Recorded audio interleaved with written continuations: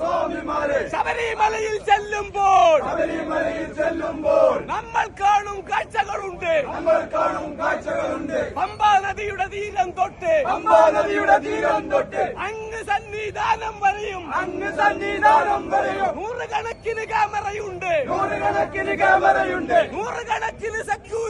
നൂറുകണക്കിന് സെക്യൂരിറ്റി. അതിന്റെ മീതെ പോലീസ് ഓട്ടുപിടിച്ച പട്ടാളക്കാർ.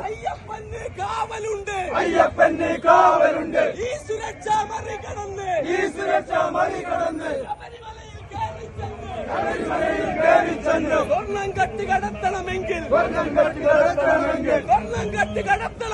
സ്വർണം കെട്ടി കടത്തണമെങ്കിൽ പിണറായിക്കതിൽ പങ്കുണ്ട്. വാസവനും കൂട്ടുണ്ട്.